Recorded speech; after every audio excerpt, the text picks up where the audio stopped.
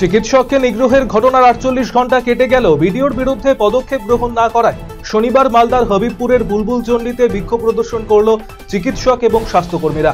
এদিন বিক্ষোভ প্রদর্শনের পাশাপাশি 2 ঘন্টা কর্মবিরতির ডাক দেন বিক্ষোভকারী চিকিৎসক এবং স্বাস্থ্যকর্মীরা। বাংলাদেশের সংখ্যালঘুদের সুরক্ষার দাবিতে বালুরঘাটে মৌন মিছিল করল হিন্দু সুরক্ষা কমিটি।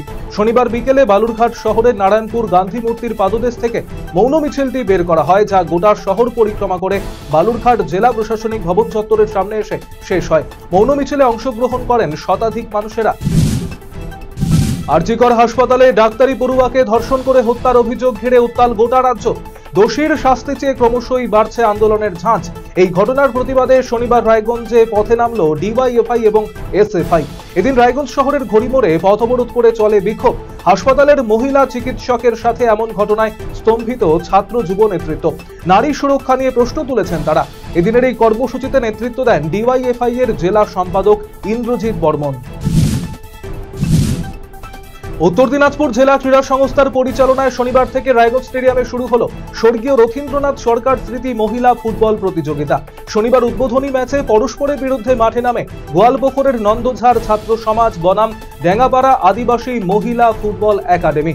এদিন আক্রমণাত্মক ফুটবল খেলে ডেঙ্গাপাড়া আদিবাসী মহিলা ফুটবল একাডেমিকে 8-0 গোলে পরাজিত করে জয় পায় গোয়ালপুকুরের নন্দঝাড় ছাত্র সমাজ।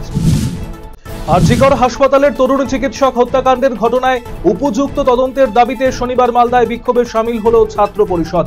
এদিন শহরের পোস্ট অফিস মোড়ে বিক্ষোভ প্রদর্শন করে সংগঠনের সদস্যরা।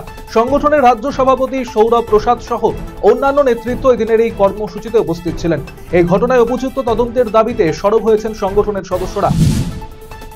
বাংলাদেশের সংখ্যালঘুদের ওপর অত্যাচারের প্রতিবাদে কালিয়াগঞ্জে বিক্ষোভ মিছিল করল হিন্দু জাগরণ মঞ্চ। শনিবার বিকেলে সুকান্ত মোড়ে হিন্দু মিলন মন্দির প্রাঙ্গণ থেকেই বিক্ষোভ প্রতিবাদ মিছিল শুরু হয়।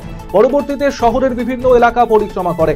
ভারত সেবাশ্রম সংঘের স্বামী জ্যোতির্ময়ানন্দ মহারাজ, বিভিন্ন আশ্রমের সাধু সন্ত এবং সন্তোষ বেঙ্গানী সহ অনেকেই মিছিলে পা মিলিয়েছিলেন।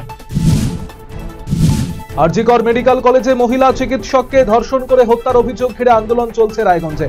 শনিবার সকাল থেকে রায়গঞ্জ মেডিকেল কলেজ ও হাসপাতালে বিক্ষোভ দেখান জুনিয়র চিকিৎসকেরা। বিকেলে রায়গঞ্জের চণ্ডীতলা থেকে মোমবাতি মিছিল বের করা হয়। শহর পরিক্রমার পর মোমবাতি মিছিল গিয়ে শেষ হয় ঘড়িমোড়ে। কলকাতার আরজিকর মেডিকেল কলেজের তরুণী চিকিৎসক হত্যাকাণ্ডের ঘটনায় উপযুক্ত তদন্তের দাবিতে শনিবার উত্তর দিনাজপুর জেলার ইসলামপুরে বিক্ষোভে সামিল হলো বাম দলের ছাত্র যুব মহিলা সংগঠন। এদিন শহরের চৌরঙ্গি মোড়ে বিক্ষোভ প্রদর্শন করেন সংগঠনের সদস্যরা।